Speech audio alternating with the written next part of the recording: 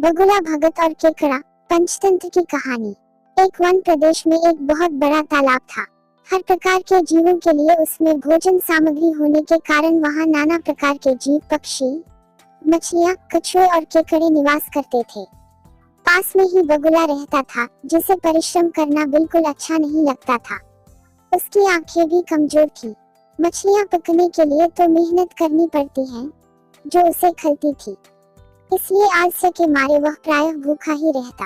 एक टांग पर खड़ा यही सोचता रहता कि क्या उपाय किया जाए कि बिना हाथ पैर हिलाए रोज भोजन मिले। एक दिन उसे एक उपाय सूझा तो वह उसे आजमाने बैठ गया। बगुला तालाब के किनारे खड़ा हो गया और लगा आंखों से आंसू बहाने। एक केकड़े ने उसे आंसू बहाते देखा तो वह उसके निकट आया और पूछने लगा, मामा क्या बात है, भोजन के लिए मछलियों का शिकार करने की बजाय खड़े आंसू बहा रहे हो। बगुले ने जोर की हिचकी ली और भर्राए गले से बोला, बेटे बहुत कर लिया मछलियों का शिकार, अब मैं यह पाप कार्य और नहीं करूँगा।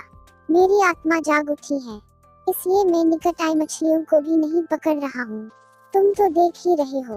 केकड़ा बोला, मामा शिकार नहीं करोगे, कुछ खाओगे नहीं तो मर नहीं जाओगे। बगुले ने एक और हिचकी ली, ऐसे जीवन का नष्ट होना ही अच्छा है बेटे, वैसे भी हम सबको जल्दी मरना ही है। मुझे ज्ञात हुआ है कि शीघ्र ही यहाँ 12 वर्ष लंबा सूखा पड़ेगा। बगुले ने केकड़े को बताया कि यह बात उसे एक त्रिकालदर्शी महात्मा ने बताई है, जिसकी भविष्यवाणी कभी गलत नहीं होती। केकड़े ने जाकर सबको बताया कि कैसे बगुले ने बलिदान व भक्ति का मार्ग अपना लिया है और सूखा पड़ने वाला है। उस तालाब के सारे जीव, मछलियाँ, कछुए, केकड़े, बत्तख व सारस आदि दौड़े दौड़े बगुले के पास आए और बोले, भगत मामा अब तुम ही हमें कोई बचाव का रास्ता बताओ, अपनी अक्ल लड़ाओ, तुम तो महाज्ञानी बन ही गए हो। बगुले ने कुछ सोचकर बताया कि वहां से कुछ कोस दूर एक जलाशय है जिसमें पहाड़ी झरना बहकर गिरता है, वह कभी नहीं सूखता। यदि जलाशय के सब जीव वहां चले जाएं तो बचाव हो सकता है। अब समस्या यह थी कि वहां तक जाया कैसे जाएं। बगुले भगत ने यह समस्या भी सुलझा दी, मैं तुम्हें एक एक करके अपनी पीठ पर बिठाकर वहां तक पहुंचाऊंगा, क्योंकि अब मेरा सारा शेष जीवन दूसरों की सेवा करने में ही तो गुजरेगा। सभी जीवों ने गदगद होकर बगुला भगत जी की जय के नारे लगाए। अब बगुला भगत के पौ 12 हो गई। वह रोज एक जीव को अपनी पीठ पर बिठाकर ले जाता और कुछ दूर ले जाकर एक चट्टान के पास जाकर उसे उस पर पटक कर मार डालता और खा जाता।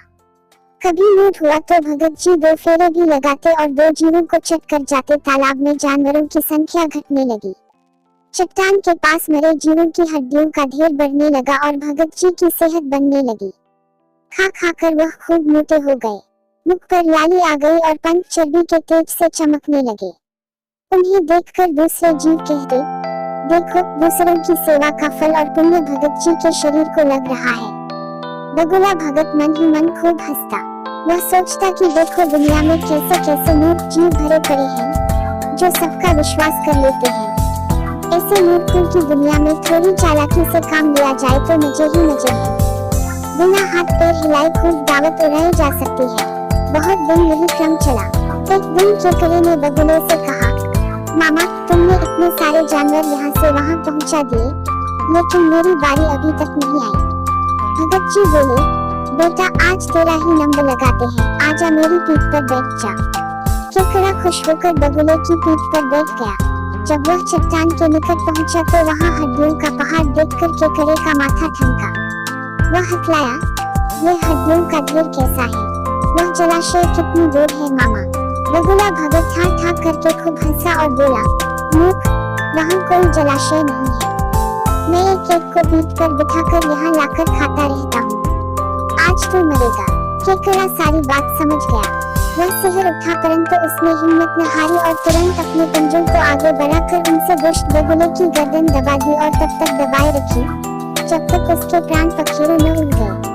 फिर केकड़ा बगुले भगत का खटासिर लेकर तालाब पर लौटा और सारे जीवों को सच्चाई बता दी कि कैसे दुष्ट बगुला भगत उन्हें धोखा देता रहा। सीखा, किसी की भी बातों पर आंखें मूंद कर विश्वास नहीं करना चाहिए। मुसीबत में धीरज व बुद्धिमानी से कार्य करना चाहिए।